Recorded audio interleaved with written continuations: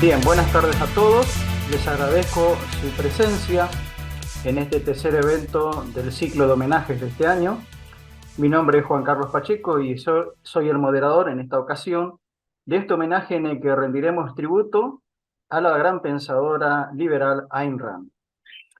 La Fundación Club de la Libertad es una organización dedicada a difundir y promover los valores del liberalismo, en este caso, a través de la realización de homenajes a personalidades e hitos históricos que han contribuido al desarrollo de esta corriente de pensamiento. Desde el año 2015, la Fundación organizó más de 200 homenajes con una frecuencia de cerca de 50 homenajes por año. La Fundación cuenta con el apoyo y la colaboración de otras entidades afines, como la Fundación Cívico-Republicana, la Cátedra Alberdi, la Fundación Bases, Liberar y la Asociación Civil Río Paraná, que comparten su visión y su misión de difundir el pensamiento liberal en la sociedad. Decía Ayn Rand, no hay nada que pueda arrebatar a un hombre su libertad, salvo a otros hombres. Bienvenidos a este evento dedicado a explorar la vida y el legado de Ayn Rand, una figura que ha dejado una huella indeleble en la filosofía y la literatura del siglo XX. Nacida como Alisa Zinovьevna Rosenbaum en San Petersburgo, Rusia, en el año 1905, emigró a los Estados Unidos en 1926, buscando escapar de los horrores de la Revolución Rusa y las restricciones que ésta impuso. Su determinación por perseguir una carrera como escritora la llevó a Hollywood, donde comenzó a construir su reputación como novelista y guionista. Sus novelas, El manantial y La rebelión del Atlas, no solo ganaron popularidad por sus intrigantes tramas, sino también por cómo encarnaban sus propias ideas filosóficas, desafiando a sus lectores a reconsiderar sus valores y el papel del individuo en la sociedad. Su aporte al pensamiento filosófico y su crítica a la intervención del Estado en la vida del individuo sigue siendo objeto aún hoy de debate y de estudio. A través de su obra, Ayn Rand inspiró a generaciones de empresarios, de académicos, políticos y artistas, extendiéndose su influencia más allá de los confines de la literatura y la filosofía, rasgando las esferas políticas y económicas. Entonces hoy nos reunimos para sumergirnos en su legado, explorando su repercusión dentro de Norteamérica y su prestigio alcanzado alrededor del globo entero. Para este homenaje del día de hoy tengo el agrado de presentarles a los siguientes disertantes. Joana Gabriela Guerrera Ledón, abogada, filósofa y doctora en educación, y Diego Maximiliano López Colombo, ingeniero mecánico y empresario, especializado en sistemas informáticos de gestión empresarial. Mientras los disertantes van exponiendo sus ideas, los oyentes pueden ir dejando sus preguntas, sus inquietudes en el chat. Así, en el final de las exposiciones, se abre un conversatorio para que los oradores puedan responderlas. En referencia a los tiempos de exposición, cada orador contará con cerca de 20 minutos. Entonces, dicho esto y haciendo esta breve introducción, le damos la palabra a Joana Gabriela Ledón. Buenas tardes. Hola, ¿cómo están? Buenas tardes. Primero que nada, muchísimas gracias por invitarme. Gracias a Alberto, gracias a los que están acá, al Club de la Libertad.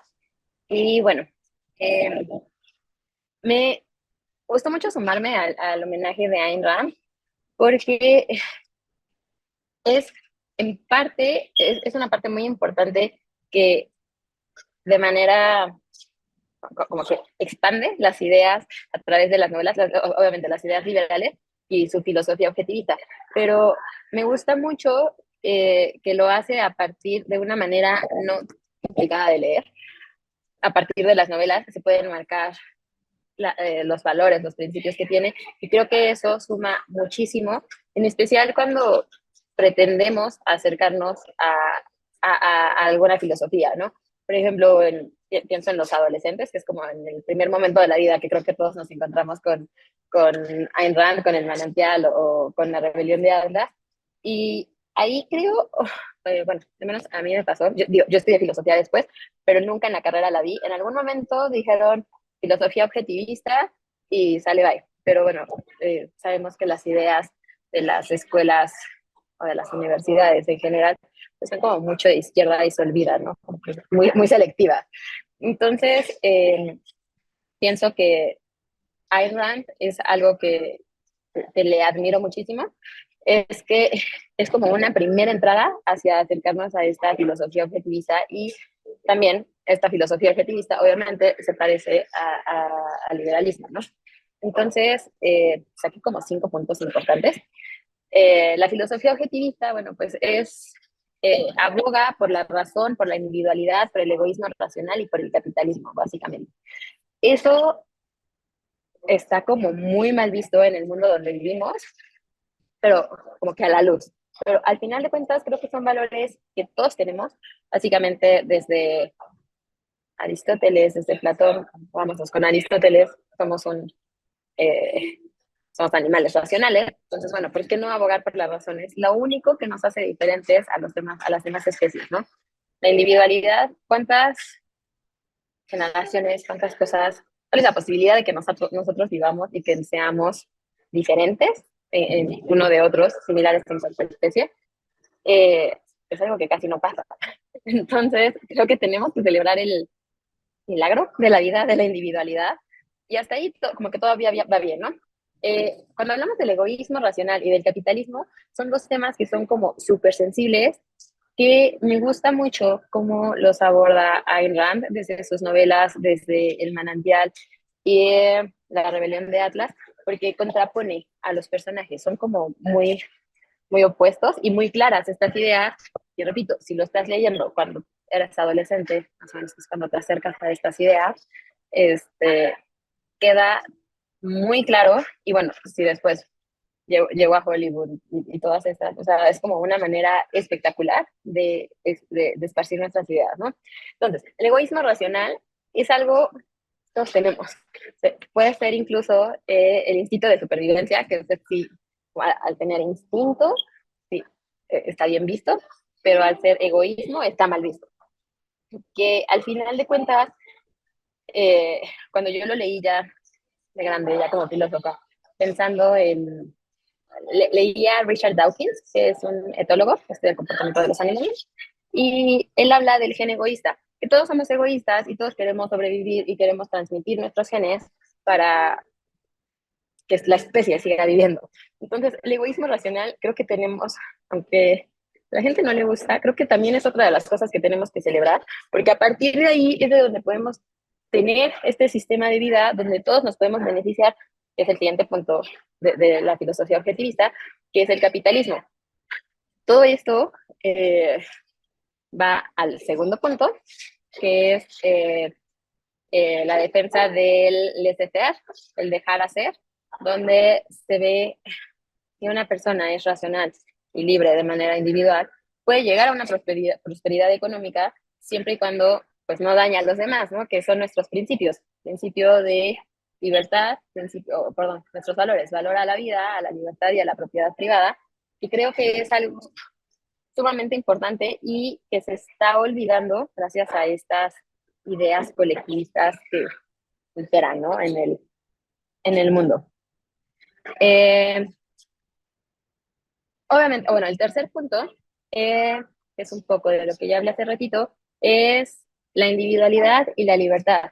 Creo que como liberales, o sea, como que desde mi punto de vista no podemos separar o se complementan de manera perfecta el liberalismo con el objetivismo, porque la individual y la libertad siempre van a estar relacionadas. Una persona no puede ser libre si no se define a sí mismo como individuo, o sea, son principios contradictorios. Entonces, algo que me gusta mucho dentro de la filosofía de Ayn es la defensa del derecho del individuo para buscar su propio interés, que es lo mismo que dicen los padres fundadores cuando dicen, padres fundadores americanos, cuando dicen que cada persona tiene el derecho a alcanzar su felicidad o su prosperidad, ¿no? Y bueno, en los dos coincide que esto es guiado por la razón y se busca percibir la felicidad del individuo, la autonomía y su libertad individual. que al final de cuentas, pues es lo que buscamos como liberales. Eh, entonces, bueno, eso es como empezando. También hice como un pequeño, como una comparación, hablando de este punto de objetivismo con liberalismo. Y creo que saben que a mí me gusta muchísimo Hayek. Entonces hice como una comparación para demostrar estas similitudes o por qué no podemos separar el objetivismo del liberalismo o por qué se complementan. No importa qué corriente liberal o qué tan objetivista, son filosofías que se complementan y al final de cuentas nos ayudan a expandir nuestras ideas, que es algo que nos surge en un mundo tan colectivista como en el que estamos, ¿no? Entonces, eh, bueno, el primer punto que ya hablé un poquito es la libertad individual y la oposición al colectivismo. Denme un segundito porque alguien se quiere unir y no puede. No,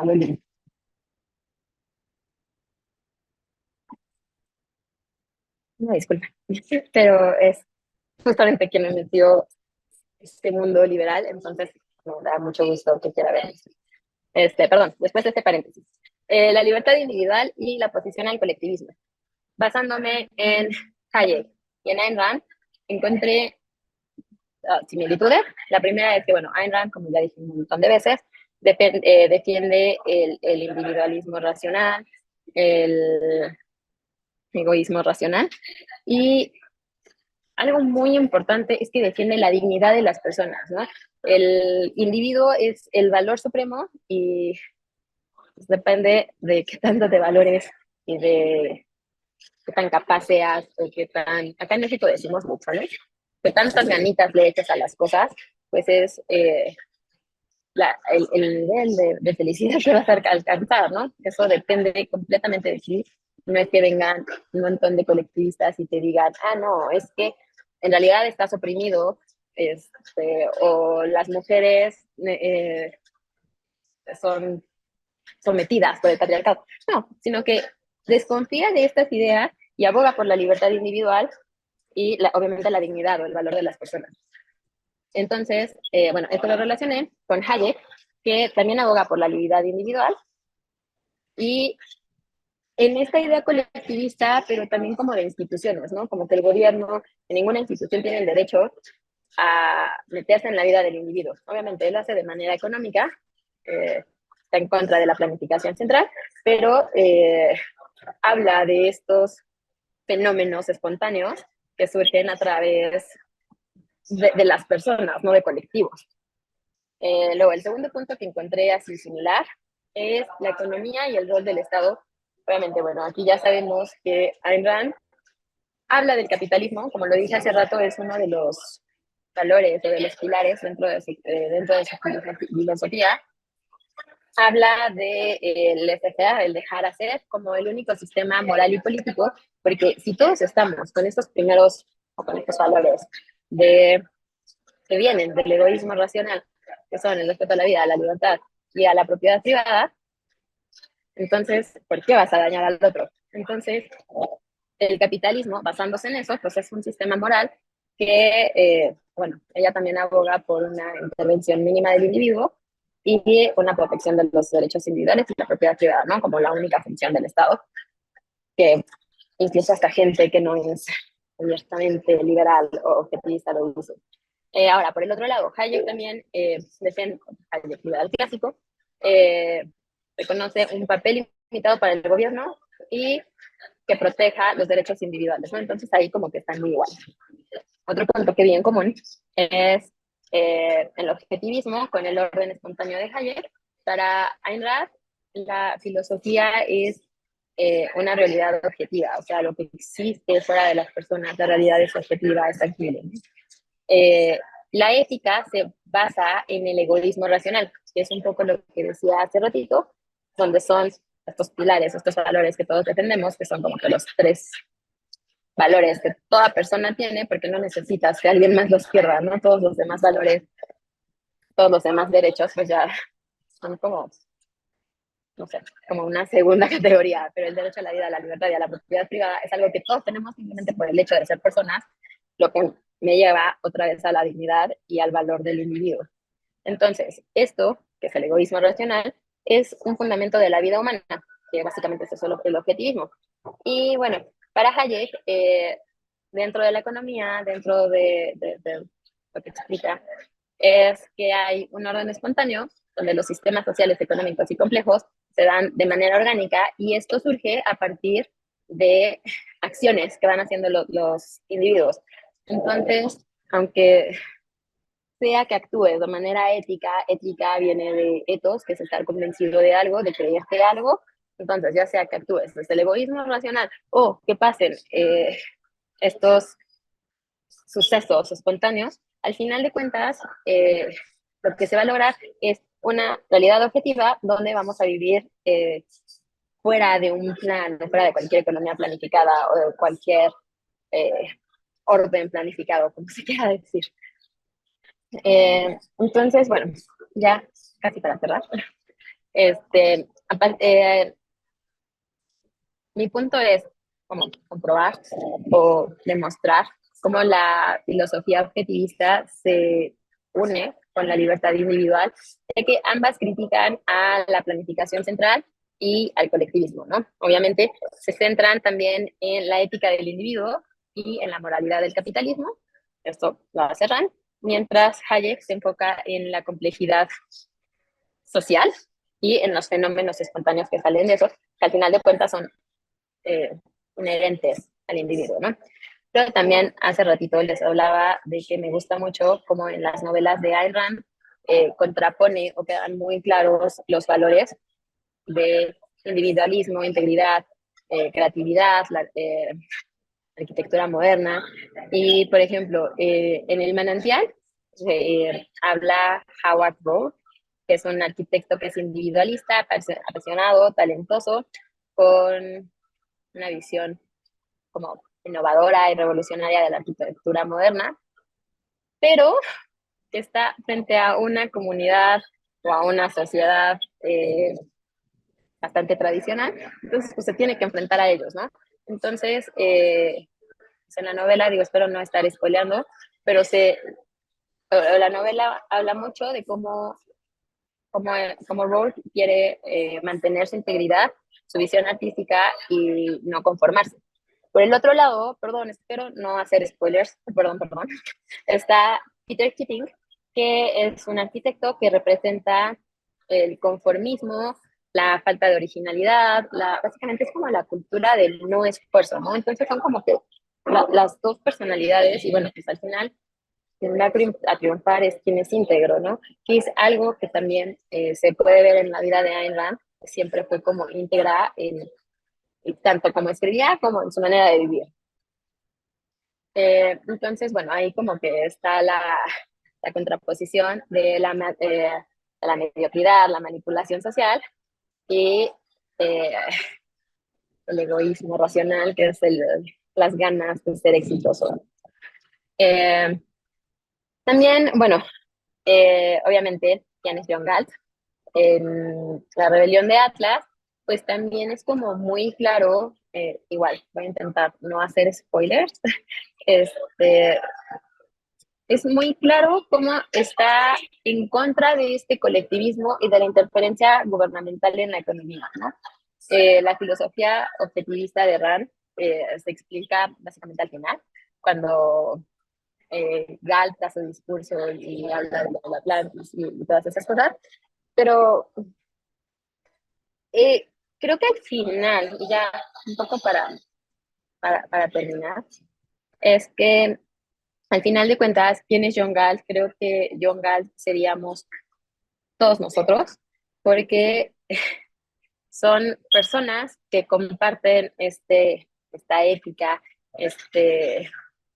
valoran al individuo, valoran la dignidad individual y que buscamos respuestas en medio de una sociedad con muchísimas crisis en todos sentidos, económicos, sociales, de muchas maneras, ¿no?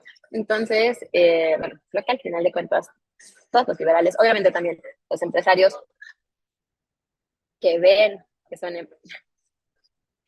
que le hacen un bien a la sociedad, no tanto de que le hacen un mal a la sociedad o esta idea medio amor, pero creo que al final de cuentas todos nosotros estamos un poco yongas, porque no, reconocemos que hay una realidad objetiva, reconocemos la importancia de la razón, la libertad individual, la moralidad del egoísmo racional, y es algo que necesitamos a nivel social, ¿no? Afirmar al individuo la creatividad, la resistencia contra la coerción, la resistencia contra la mediocridad y la cultura del mínimo esfuerzo, que es algo que de menos creo que en América Latina es algo que nos daña muchísimo, este paternalismo, el olvido de sí mismo. Y bueno, creo que ya acabé ahí, me quedaron 3 minutos. Pero bueno, no sé si quieran decir algo o cómo seguimos. Bueno, muchas gracias, Joana. Sí, con tu sonido, Joana, creo que hay un otro dispositivo encendido cerca, ¿puede ser? Porque había Eh, como un acople. No sé. sí, estaba al lado del teléfono para Por ver eso, los debe tiempos. ser por eso. Ajá. Sí, sí. Ay, perdón. Gracias por tu primera parte de disertación. Le vamos a dar la palabra ahora al estimado Diego López Colombo. Tiene la palabra Diego para continuar con este homenaje a nuestra querida y admirada Ayn Rand. Hola, ¿cómo están? ¿Se escucha? ¿Se escucha bien? Perfecto, perfecto. Bueno, me alegro. Un gusto enorme. Muchísimas gracias por ocuparse del tema. Muchas gracias por convocarme. Para mí siempre es un placer.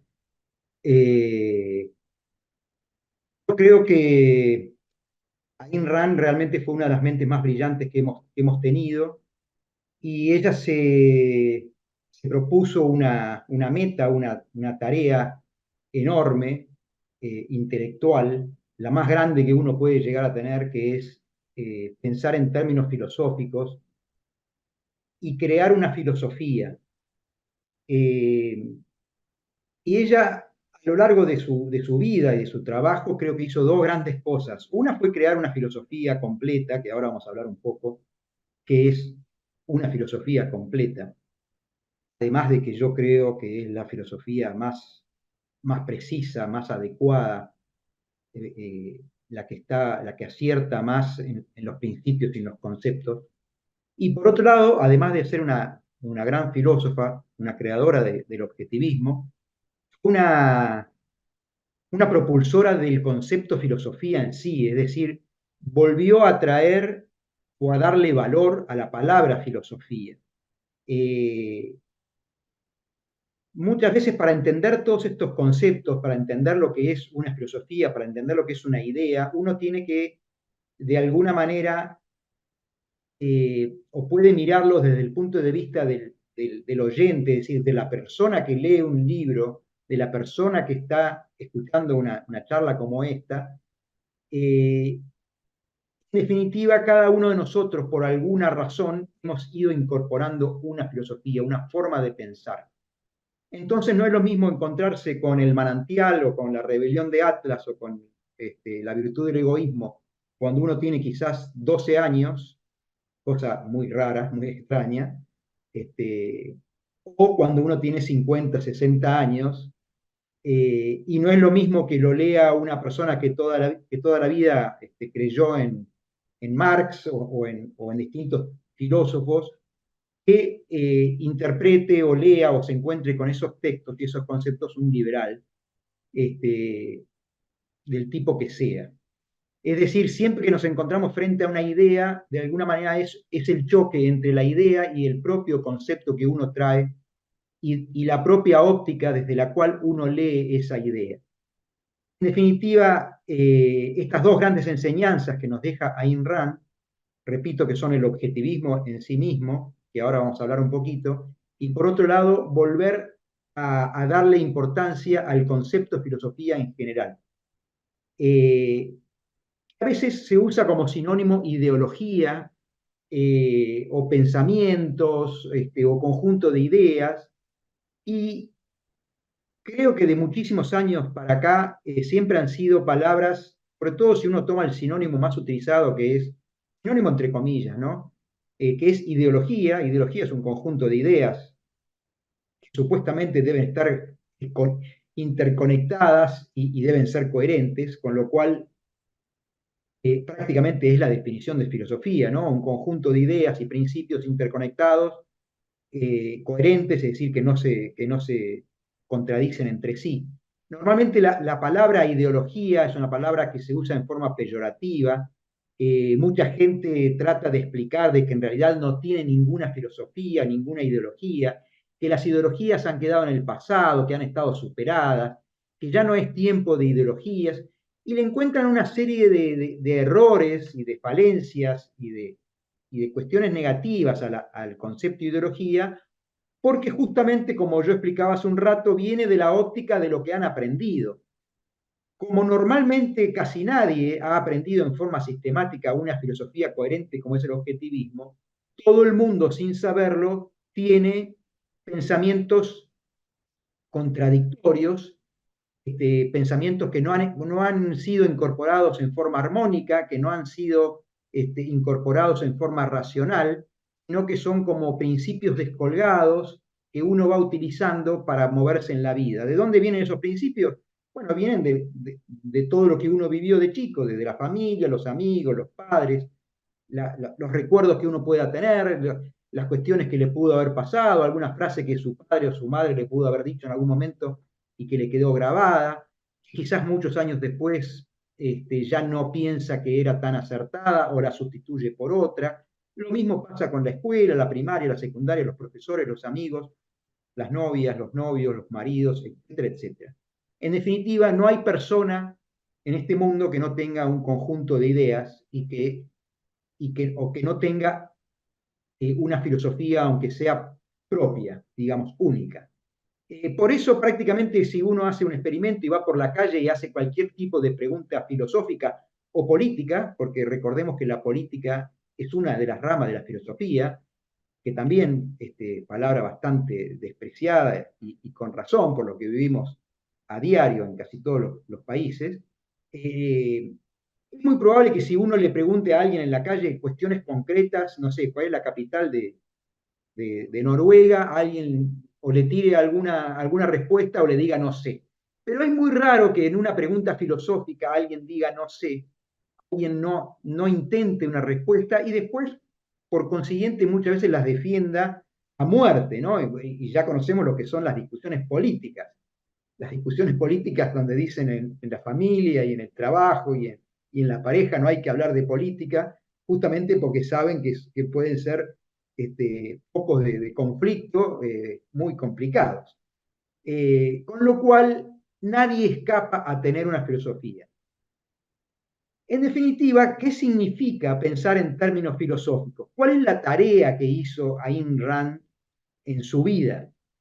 En primer lugar, yo creo que las personas, y yo me considero una de ellas, que pensamos en términos filosóficos, quizás es una tendencia intelectual, no sé cuál es ese gen que a uno hace que quiera encontrarle la explicación o el origen o el fundamento o entender cómo una serie de conceptos están interconectados.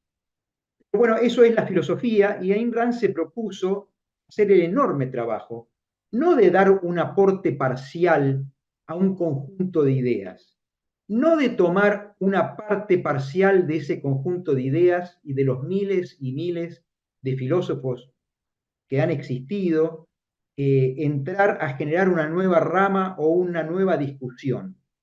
Ella se propuso la enorme tarea de revisar absolutamente todo, de revisar todos los conceptos, de primero entender cómo es que la filosofía está interconectada, cosa que yo creo que toda la vida, acá hablo en lo personal, estuve buscando un poco ese hilo conductor de entender el todo y de entender cómo todo está interconectado.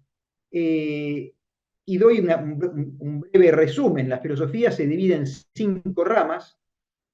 Estas 5 ramas no las inventó Ayn Rand, de alguna manera son de las pocas cosas en que los filósofos se han puesto más o menos de acuerdo. Estas 5 ramas tienen un orden jerárquico. Las 5 ramas son la metafísica, después viene ahora voy a explicar dos palabras cada uno para no aburrir, pero digamos la metafísica que tiene que ver con la existencia, qué es la existencia, qué son los entes, las entidades o las cuestiones con las que nos encontramos en la vida, el estudio y el pensamiento de la existencia. Eso es la rama de la metafísica.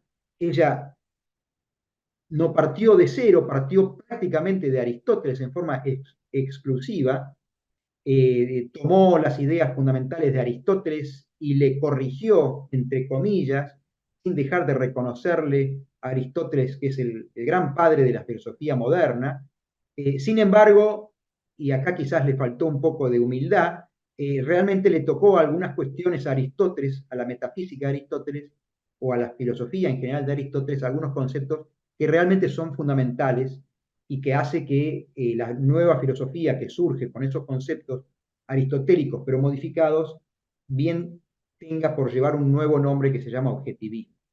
Entonces tenemos por un lado la metafísica, el estudio de la existencia, por otro lado la epistemología, que es el estudio del conocimiento, van muy de la mano, ¿no? Porque si yo digo que la existencia es determinada cosa, de alguna manera tengo que saber si tengo que demostrarlo o de dónde saco esa aseveración que estoy haciendo, es decir, todo lo que tiene que ver con los fundamentos del conocimiento y de lo que uno pueda observar y deducir es propio de la rama o de la materia de la epistemología, que es la segunda rama de la filosofía.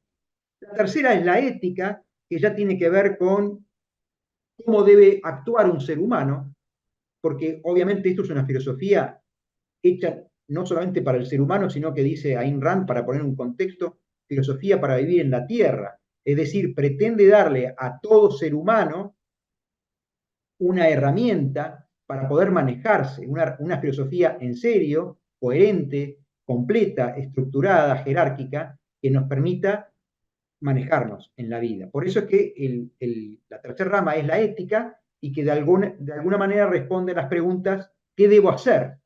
¿Qué es lo que está bien que yo haga? ¿Qué es lo que está mal que yo haga? De ahí surge el juicio moral dentro de la ética, que es lo que está bien y lo que está mal. La cuarta rama es la política.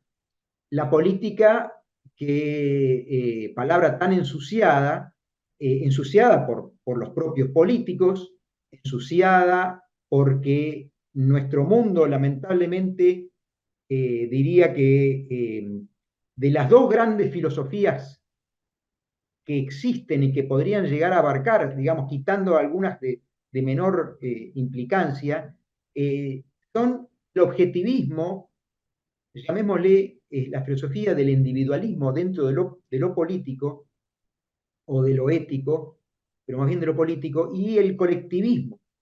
Entonces, el 95, 98% de nuestra educación tiene una base colectivista, contraria al objetivismo. Entonces, no nos asombra que la política esté muy sucia y que en definitiva la resultante de la vida en sociedad, con toda una visión colectivista en general, y dentro del colectivismo pongo también a muchos liberales, porque se puede ser lamentablemente liberal y colectivista, aunque mucha gente no lo sepa o no lo puede identificar, si uno no ha tenido la precaución de entender esta diferencia, hay muchos liberales que tienen algún remanente colectivista, inclusive grandes pensadores liberales. Porque el liberalismo no es una filosofía, el liberalismo fundamentalmente, digamos, es parte de una filosofía que más que nada toca lo político. Algunos autores intentan también descender a la rama anterior, que es la ética, pero no tiene una base ética, tiene más bien una base política.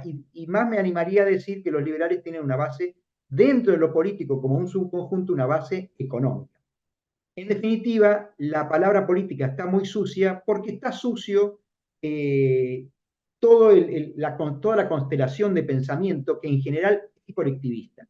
Y entonces lo que la gente habitualmente llama que la sociedad está en crisis, que estamos pasando una crisis, que hay una crisis moral, etcétera, etcétera, en general viene porque estamos mayormente contaminados de pensamiento colectivista, estatista, progresista, socialista, comunista y todos esos conceptos que tienen un denominador común que es el colectivismo, eh, por ponerle una sola palabra. En definitiva, no nos debe asombrar que la palabra política está sucia. ¿Pero qué es política en sí? La política es una rama de la filosofía que estudia los principios de una vida en sociedad. Es decir, qué es lo que está bien y qué es lo que está mal en un sistema social. Si un sistema social tiene que tener o no tiene que tener Estado, y si tiene que tener Estado, cuál tiene que ser su función, y cuáles son los derechos o los principios de ese sistema social, y por lo tanto, cuáles son los derechos de los individuos, es decir, qué es lo que los individuos pueden hacer y qué es lo que no pueden hacer. Todo eso lo estudia la política. Por último, para no aburrir, porque tampoco me gusta hablar mucho solo, en otra oportunidad lo hago haciendo una presentación con un PowerPoint que se hace un poco más llevadero, por eso me va a gustar quizás más el próximo bloque donde hay preguntas y respuestas, pero si no los estoy aburriendo y nadie se está durmiendo, voy a completar con la quinta rama de la filosofía, que es la estética. Y la estética, de alguna manera, a veces es un poco, digamos, relegada a un segundo plano en términos de lo que a alguien le puede interesar como herramientas para vivir, le interesa mucho la ética, claro está, porque uno tiene que saber cómo manejarse en la vida, y le interesa mucho la política porque uno tiene que saber cómo manejarse en una sociedad, y si además tiene algún tipo de posibilidad de opinar respecto de leyes y respecto de reglas de convivencia, que seguramente una las tiene, porque por eso hay tanto político, digamos, no profesional. En definitiva, a la gente le interesa la ética y le interesa la política.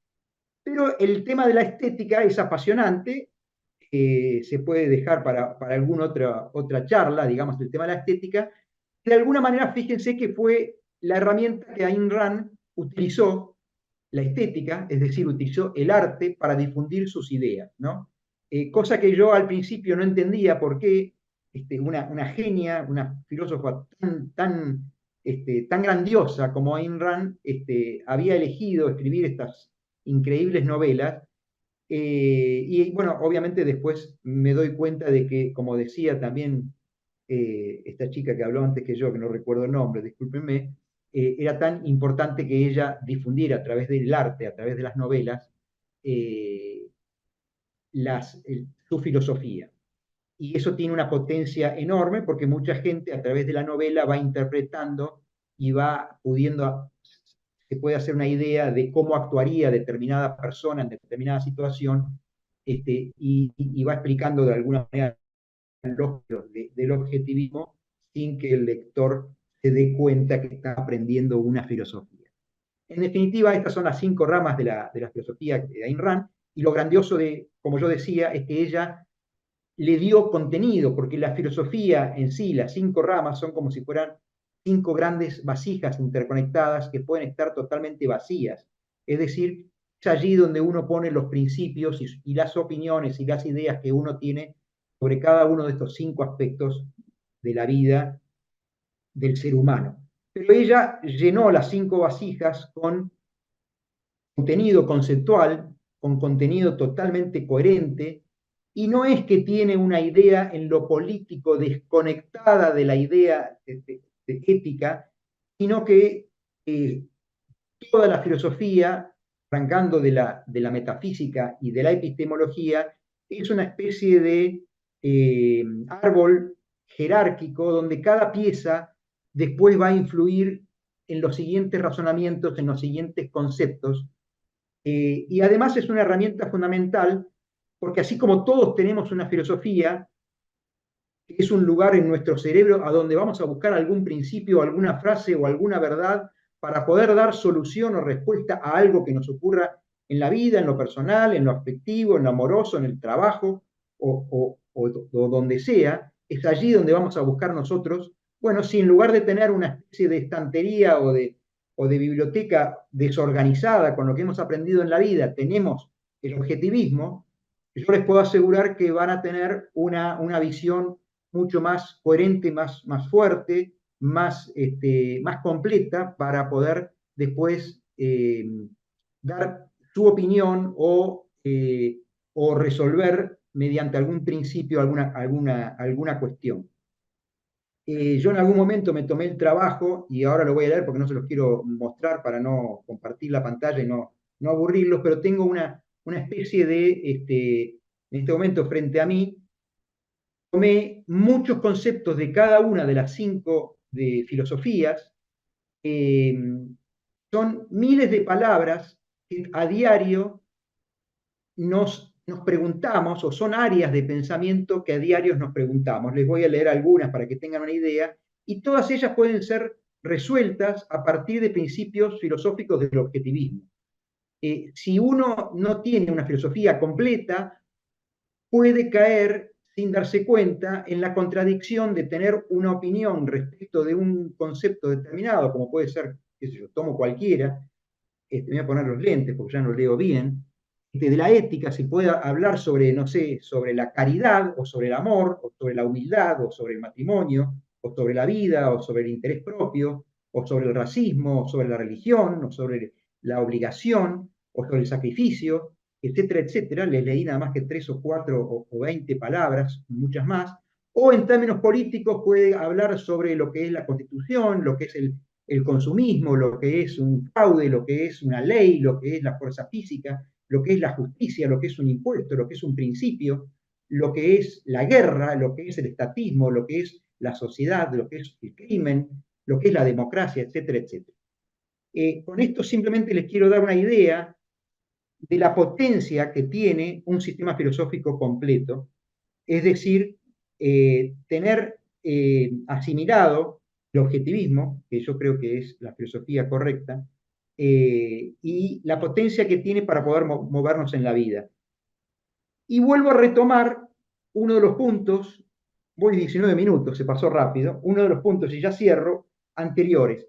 Como muchas de las personas tienen una visión del objetivismo o del liberalismo desde un punto de vista económico, entonces eso le da una perspectiva determinada que a veces no le deja realmente sacarse algunos preconceptos que tiene para poder completar un poco más armónicamente su conjunto de ideas.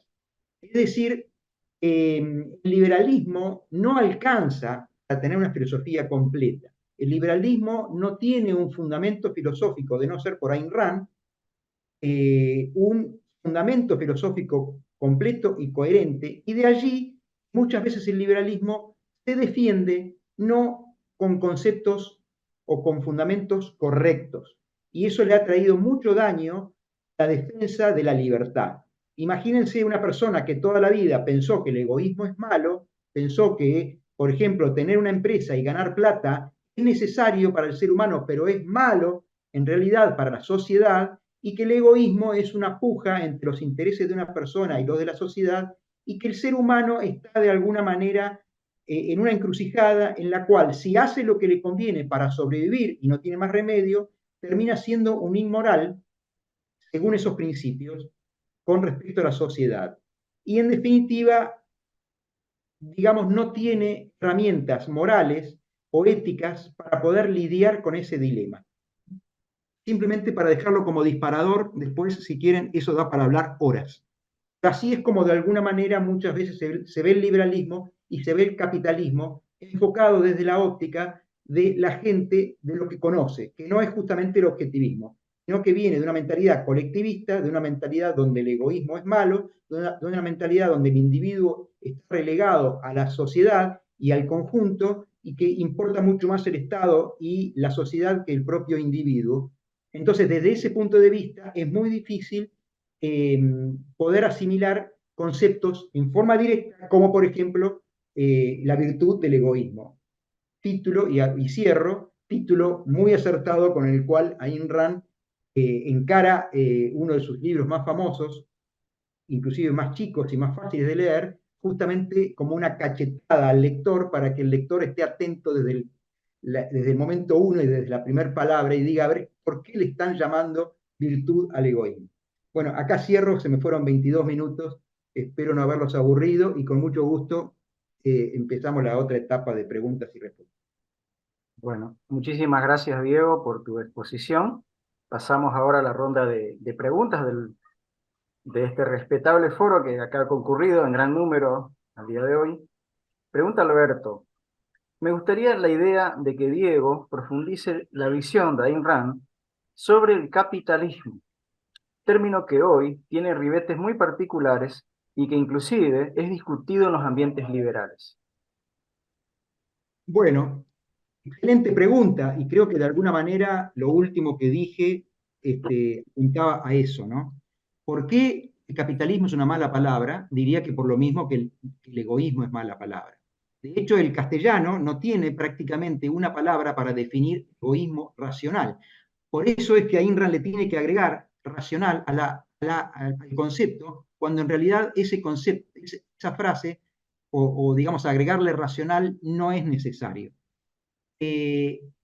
Definitiva, el capitalismo, desde la óptica del 90% de la gente que tiene esa visión sobre la ética, si no entiende otros conceptos anteriores, como que el interés personal no es malo, como que el interés personal no va en contra del interés de la sociedad, como que los derechos no se chocan entre sí, eh, eh, lo que decía Joana respecto de la autoestima y de la integridad de los individuos, visto desde el punto de vista del objetivismo y de una definición de los principios del capitalismo correcta, el capitalismo es el sistema moral, el único sistema moral que se ha creado en la sociedad. El único, bien entendido, porque el capitalismo no es lo que la gente cree, es justamente, si uno lo piensa con la mentalidad colectivista, uno piensa que el interés es malo, por lo tanto el que gana plata se la está sacando a alguien porque no entienden nada de lo que es la productividad, porque no entienden nada de lo que son los acuerdos voluntarios, porque no entienden nada de lo que es el interés personal, porque no entienden nada de lo que es la libertad, y porque no entienden tampoco que la libertad de uno no choca con la del otro, que los intereses personales no chocan entre sí, que en una sociedad racional, o sea, en un capitalismo no hay intereses, no hay choque de intereses, no hay conflictos de intereses entre las personas. En definitiva, el capitalismo es ni más ni menos que aceptar que la gente es libre, que cada uno puede en esta vida luchar por su libertad, por su prosperidad, por sus intereses, por sus valores, y que eso de ninguna manera, con un Estado, digamos, bien constituido, con principios y con derechos y con leyes que sean armónicos y no los que tenemos hoy, de ninguna manera que una persona le vaya bien va a ir en contra del resto de la sociedad. Mientras no se entienda ese concepto, obviamente el capitalismo, no definido según la gente que lo defiende, sino definido según las palabras de la gente que está en contra, claro que le va a seguir pareciendo mal. Por lo tanto, una de las cosas que yo hago es enseñar este tipo de cuestiones partiendo un poco antes, es decir, primero hay que romper con muchos esquemas de lo que son los principios éticos. Y ahí entra el tema del egoísmo y todo lo que decía Joana hoy.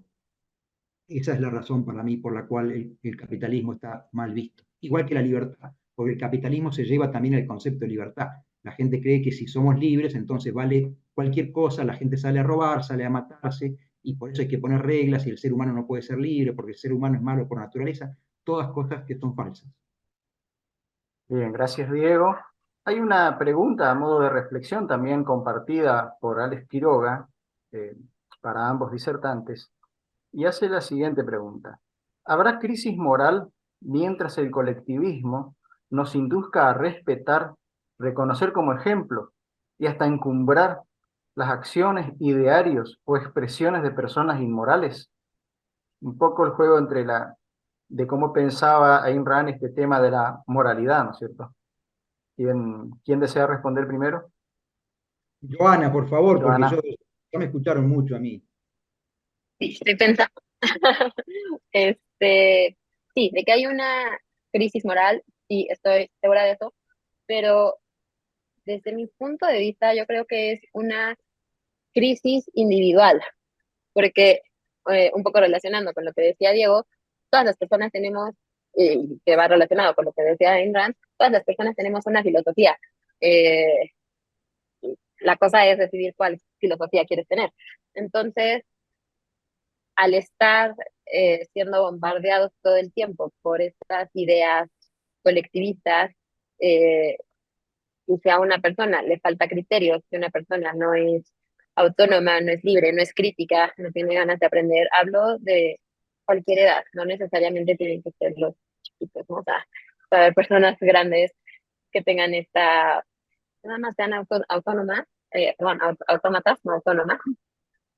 Yo creo que la crisis viene a partir del individuo, de, de esa falta de ética, de esa falta de egoísmo, egoísmo racional, de esa falta de libertad o de ese afán o de esa idea paternalista de que alguien nos cuide mejor o delegarse de sus responsabilidades. Yo creo que a partir de ahí, empezando por una serie de muchos individuos, pues es donde se forma esta crisis moral en la que estamos viviendo, o esta crisis de valores. Bien, Diego. Yo podría agregar lo siguiente, hay un mal concepto de la moralidad, por lo pronto. Entonces, esto también es algo espectacular que nos trae Ayn Rand, un concepto moral totalmente distinto del que estamos acostumbrados. El concepto moral al que estamos acostumbrados, como yo decía hace un rato, hace chocar en las personas, por un lado, lo que yo tengo que hacer como si fuera mi parte mala, y por otro lado, lo moral, que es lo bueno, que es lo que manda el mandamiento moral. Enran rompe con este concepto y dice, no hay ninguna contradicción entre lo que tienes que hacer y lo que es correcto, ninguna contradicción.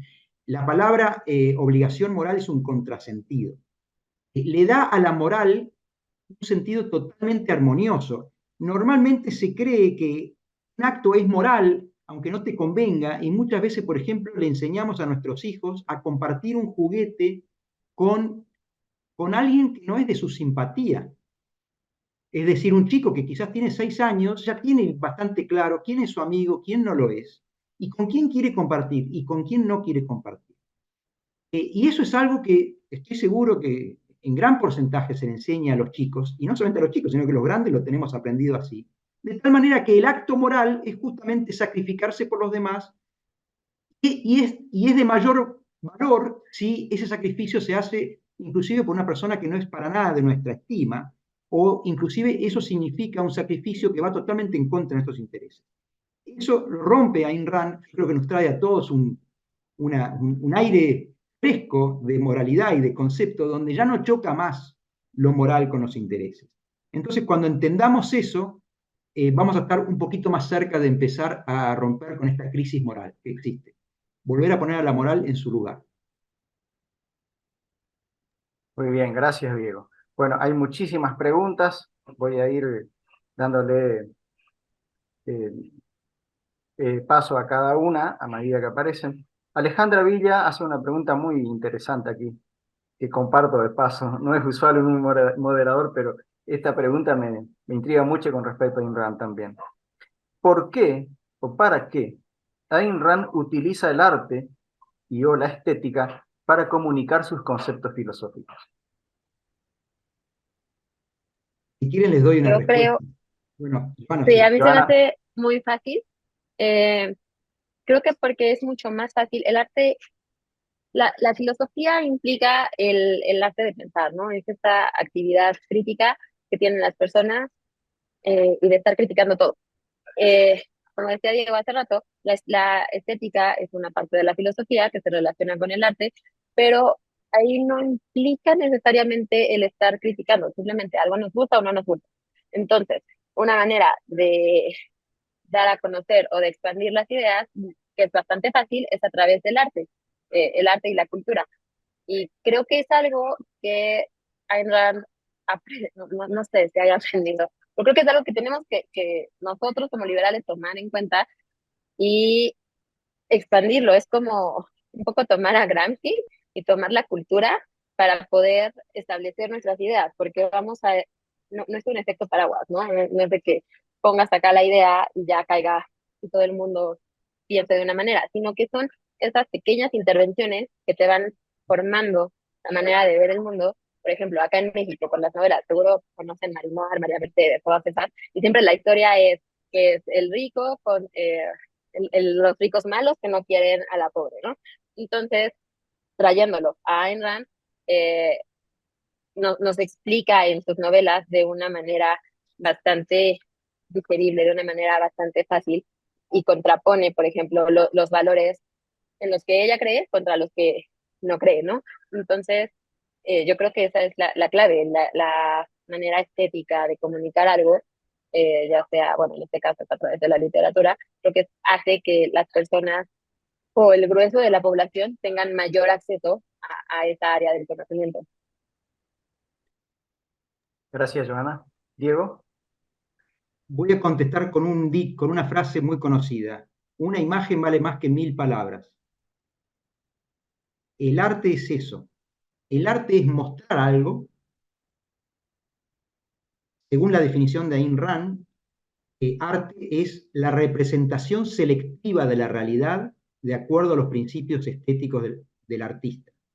Es decir, yo quiero mostrarte algo de una sola vez, representa muchísimas cosas todas juntas, y que quizás, si te lo explico en un curso que sería absolutamente aburrido, no tendrías la paciencia de leerlo, pero una imagen, ni hablar una novela, que son miles y miles de palabras, que podría ser una película, está directamente haciendo alusión a imágenes, a frases, conversaciones de personas que tienen distintos pensamientos. Es decir, es mostrar una conceptualización a través de los sentidos de una forma mucho más didáctica, más directa.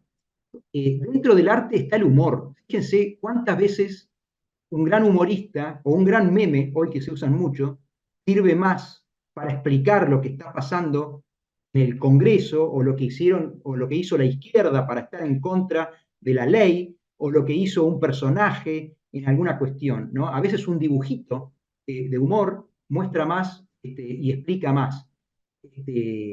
Y yo creo que esa es un poco la razón por la cual Ayn Rand utilizó el arte para explicar su filosofía.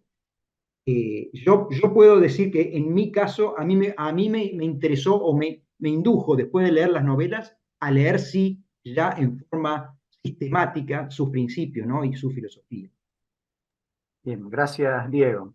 Hay una pregunta de Octavio García Ramírez, dirigida a los dos disertantes. Dice así: ¿cómo se imaginan en este 2024, si viviese Ayn Rand, cómo incidiría ella en el debate mundial? ¿Qué impacto tendría? Joana. Eh, Pienso que tendría impacto como los seres disruptivos, ¿no? Que existen ahora, tipo, no sé, Elon Musk, ¿no? Que gente que tiene como varios seguidores, varias tendencias. Me imagino tipo, ay, se me olvidó cómo se llama, eh, Harari, que es un pensador que es conocido, que tiene varios seguidores y es bastante controversial, algo así me la imagino, y con las redes sociales, no sé, me imagino que su cuenta estaría con muchísimos memes explicando mejor todas las ideas o todos los conceptos básicos del objetivismo. Me imagino una máster de las redes sociales. Gracias, Joana. Diego. Yo voy a ser un poco más romántico. Y dicho sea de paso, romanticismo es el tipo de arte que Ayn Rand defendía, el romanticismo realista, le llamaba ella. O sea, de todos los tipos de arte, ella abogaba por el romanticismo. Yo creo que Ayn Rand está entre nosotros hoy. ¿En qué sentido? Está muy vigente. Los grandes pensadores, inclusive el concepto hoy de liberalismo, y que estemos hablando de ella hoy, a mi criterio, yo soy un defensor de que para mí el objetivismo es la base filosófica del liberalismo. Para mí es de un aporte enorme. Yo creo que cada vez más el mundo está siendo influenciado por Ayn Rand. Muchas personas obviamente ni siquiera escuchado su nombre, y los que han escuchado su nombre, muy pocos han leído, y los que han leído, muy pocos realmente han estudiado a fondo. Pero no hace falta, porque el arte y de alguna manera el boca a boca y este tipo de charlas hacen que se difundan sus ideas. Yo creo que Ayn Rand está hoy vigente en la mente, inclusive me atrevo a decir, porque lo sé de primera mano también, que una persona como Javier Milei, que hoy es presidente de Argentina, está influenciado por Ayn Rand, cosa que hace 20 años no lo hubiera estado, a pesar de que Ayn Rand ya murió hace varias décadas. Con lo cual creo que está presente hoy en el Congreso de la Nación Argentina, está presente en la cantidad de leyes que Argentina mandó al Congreso para cambiar Argentina, y no solamente eso, sino que creo que en el resto del mundo, digo no solamente eso porque hoy tenemos un presidente liberal nosotros, pero también creo que la política mundial y el pensamiento y la reflexión de lo que son los derechos y de lo que es esta gran pelea entre la izquierda y la derecha, o entre el liberalismo y el comunismo, está sin ningún lugar a dudas apalancado por las ideas de Ayn Rand en forma totalmente vigente. Muy bien, gracias, Diego. Bueno, procederemos a un par más de preguntas antes de las palabras de cierre de cada expositor. Hay una muy interesante de Mario Echeverría. Pregunta a los dos. Entiendo que la Escuela Austríaca de Economía no tiene una teoría ética desarrollada. ¿Qué aspectos de la teoría ética de Ayn Rand podría ayudar a dicha escuela a desarrollar una teoría ética propia? ¿Y cómo podría hacerlo?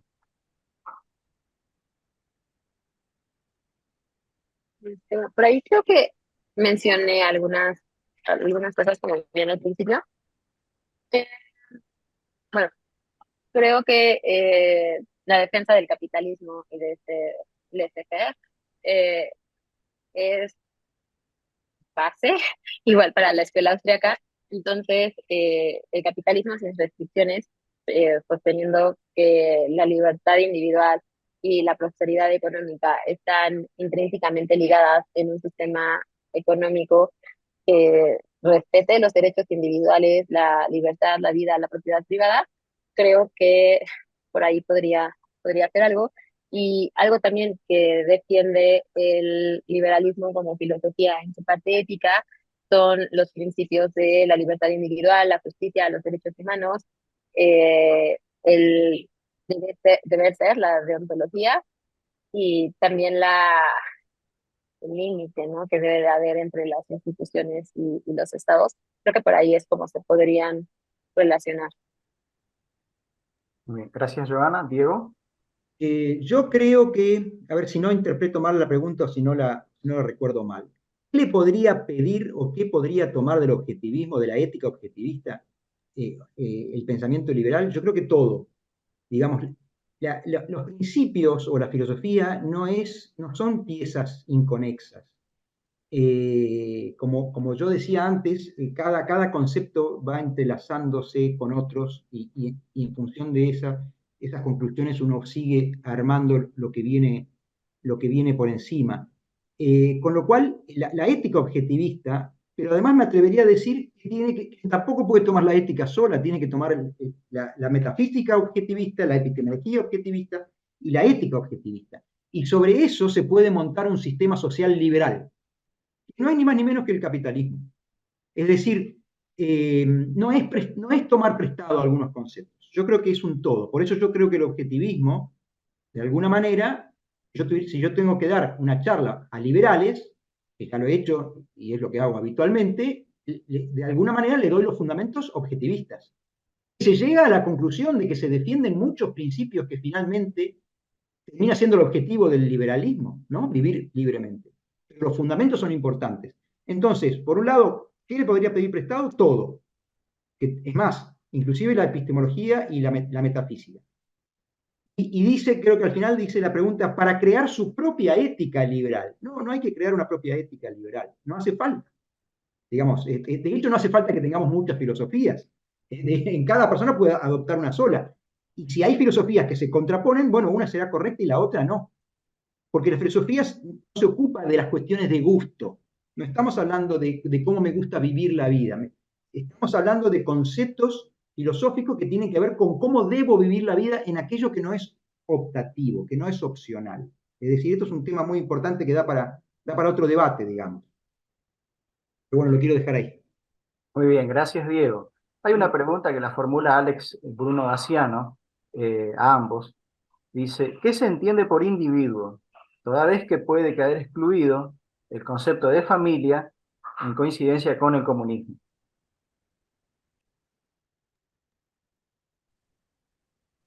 Según yo, bueno, no soy yo. El individuo para Ayn Rand es el valor supremo, la entidad fundamental en, en la que basa su filosofía objetivista.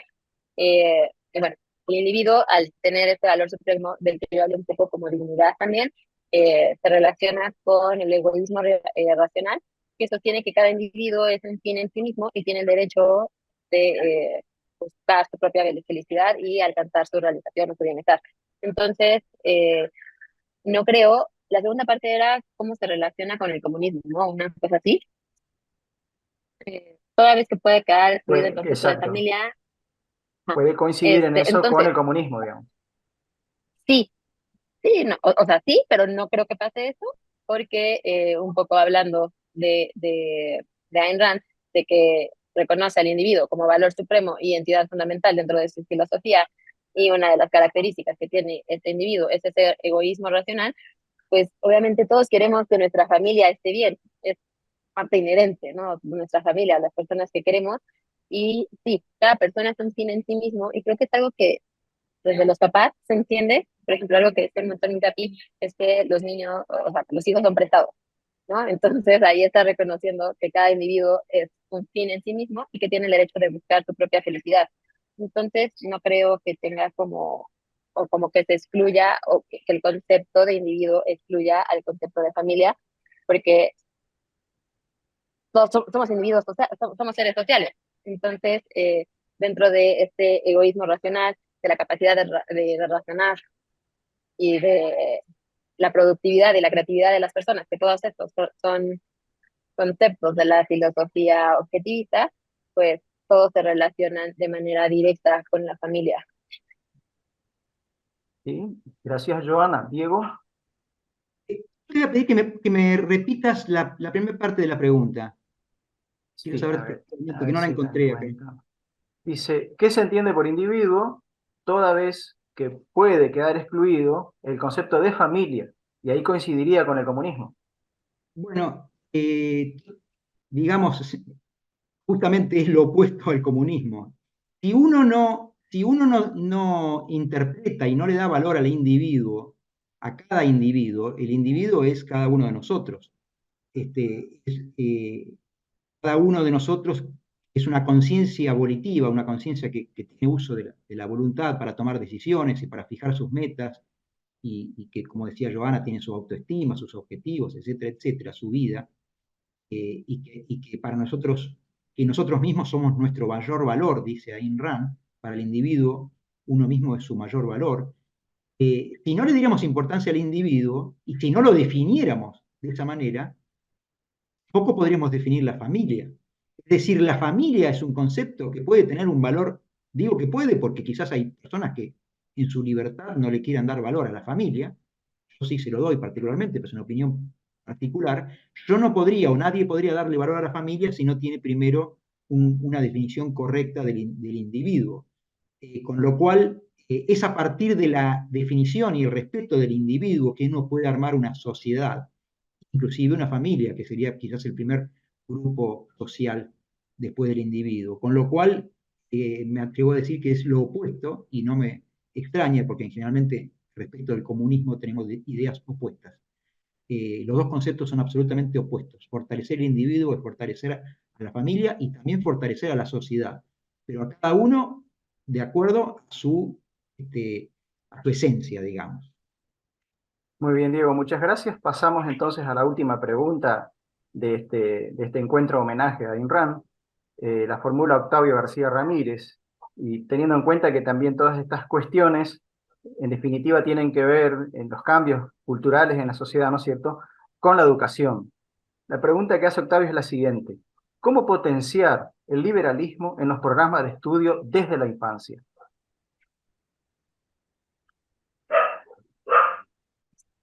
Bueno, su pregunta.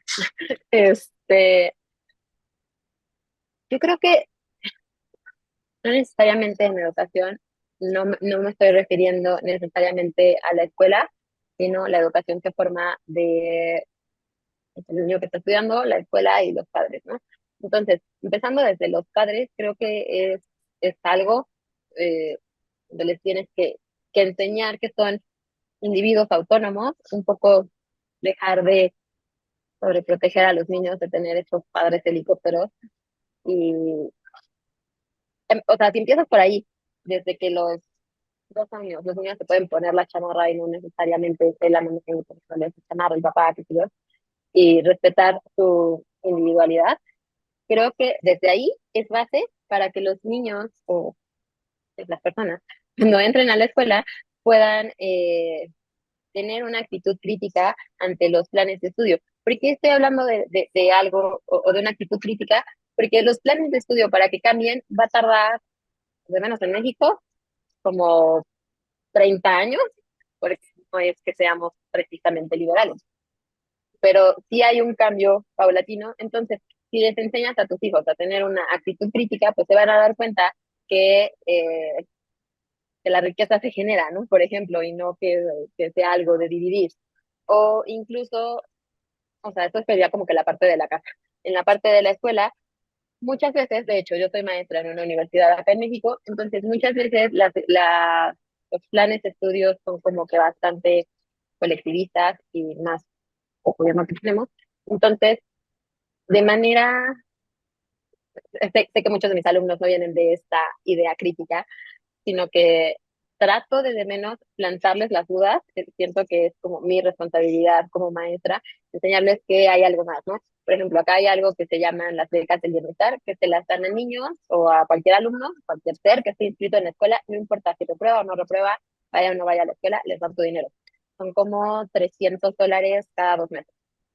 Eh, entonces, algo de lo que yo les hablo siempre es que eso no sale gratis, porque ellos lo ven como algo gratis. Entonces, tratar de explicarles que eso sale de los impuestos que pagamos todas las personas y que si no son seres responsables, pues nos están robando a todo el país y que incluso se están autorrobando, menos de ahí trato igual de prenderles un poquito el poquito de crítica y bueno, a partir de eso ya depende de los individuos y de la filosofía que quieran tomar, de las ideas que tengan de su pasado, de, de lo que quieran ser, eh, pero de menos creo que tenemos, como, bueno, los que son padres y los que son maestros, que tenemos la obligación de enseñar que hay algo más que el colectivismo y que es mucho más divertido que te digan que hace, o sea, que es mucho más divertido ser responsable de ti mismo con todos los pros y contras a estar siempre como zombies sin vivir tu vida. Eso es algo que por lo que podríamos empezar a hacer. Gracias, Joana. Estimado Diego. Bueno, yo voy a volver a un ejemplo que ya puse para ser gráfico. Yo creo que lo mejor que podemos hacer para, para ir creando desde la infancia es que los padres aprendan objetivismo. Discúlpenme que sea tan siempre referente al tema que nos toca, ¿no? Pero en la medida en que haya padres objetivistas, es decir, que entiendan bien la ética objetivista, van a poder criar a sus hijos bajo esa óptica, que no cabe ninguna duda que después, por añadidura, por entender los principios éticos del objetivismo, es decir, del liberalismo, después van a ser, en lo social y en lo político van a ser liberales, y es que se apunta a eso. Eh, y vuelvo a poner el mismo ejemplo, ¿no? Eh, ¿Cuál sería la conversación hoy de un padre con un hijo con la moral colectivista que tenemos respecto de darle o no el juguete a un amigo que quizás no es tan amigo o a un compañerito que no es tan amigo? ¿Qué le decimos hoy? Que hay que compartir, que hay que ser bueno con los demás, que no importa que ese juguete sea tuyo, que en realidad ese juguete es de todos, que los juguetes que son tuyos eventualmente para que los cuides, pero son de todos, y vos compartís, los demás también van a compartir, con lo cual, dicho sea de paso, el chico aprende de que si le pueden sacar lo propio, él también le puede sacar lo ajeno a los demás, etcétera, etcétera. Una serie de vicios que vienen detrás de ese pequeño ejemplo, que es muy común, muy cotidiano, de que los padres hacen mal con sus hijos. es obligar a sus hijos a prestar el juguete más deseado, más querido por su hijo, inclusive con un compañero que es para nada querido y que no tiene ninguna afinidad con su hijo. ¿Cuál sería la contraparte? ¿Cuál sería la enseñanza de un padre objetivista? Le diría, mira, este juguete es tuyo, vos lo podés compartir o no, eso lo decidís vos. Si él es tu amigo o no es tu amigo porque compartís lo que sea, también lo decidís vos. Si compartís con él, vas a ver que lo vas a poder hacer feliz, que él va a estar contento, es muy probable que tengas una mejor relación con él, que él después te preste los juguetes, pero si así todo vos no tenés ganas de prestar este juguete porque es tuyo y estás en tu derecho, no tenés por qué hacerlo.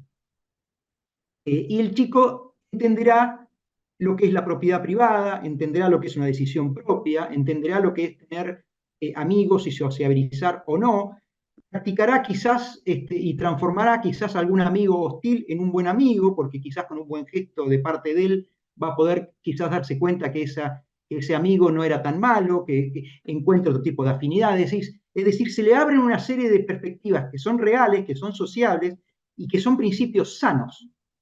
En definitiva, la primera forma, digamos, la colectivista, nos ha traído a la sociedad que tenemos hoy, resentida en contra de la propiedad privada, en contra del crecimiento, en contra del interés personal, en contra de todo este tipo de cuestiones, nos enfrenta unos contra otros.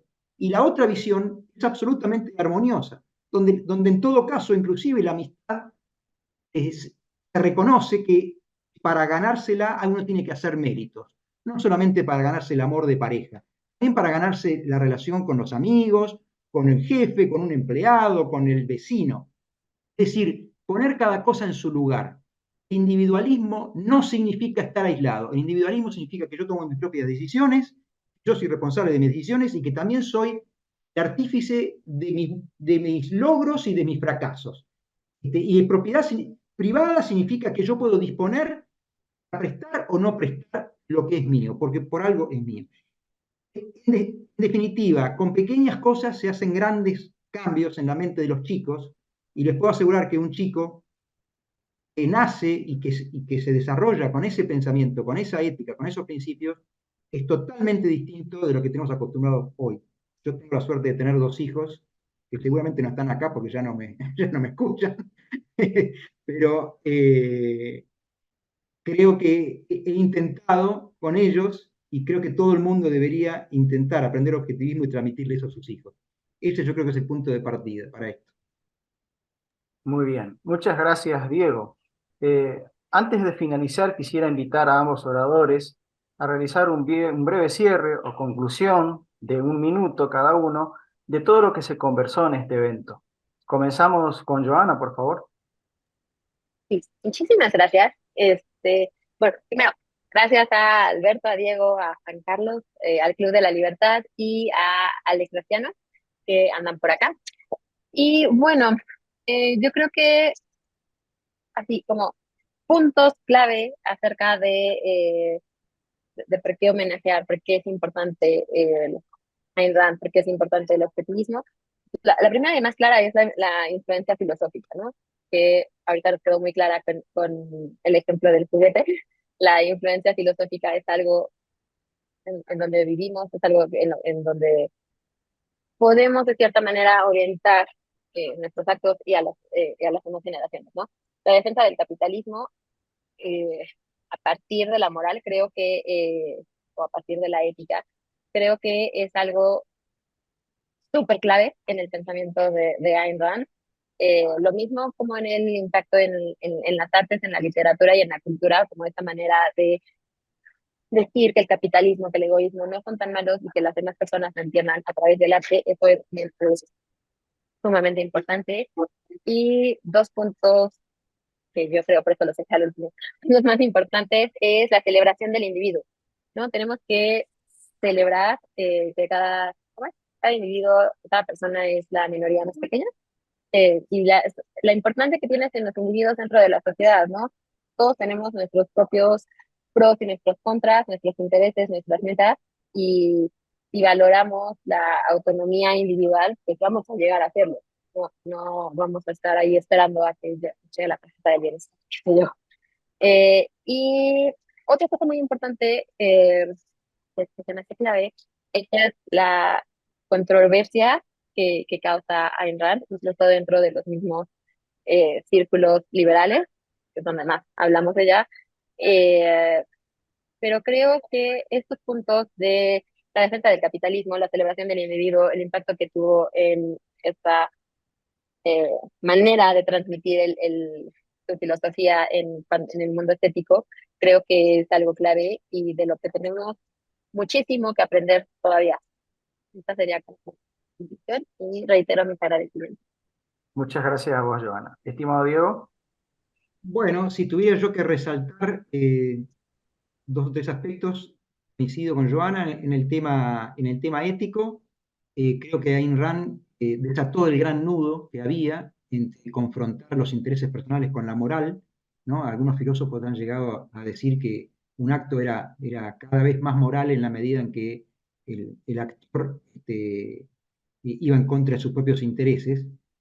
Ella rompe con eso. Yo creo que eso es un grito de esperanza, verdaderamente romper cadenas, ¿no? Entender que la moral es algo que está a favor tuyo, la moral es algo que te guía, que te orienta, no es un corset o un límite que te pone una entidad filosófica o un pensador o Dios o el Estado, algún tipo de ente superior que te pone límites a tus deseos desbocados. No es así. La moral es tu aliada, es tu ayuda, es tu guía, porque actuar bien significa bien en todo el aspecto y teniendo en cuenta todos los principios éticos del objetivismo, que para eso habría que dar un curso entero, digamos.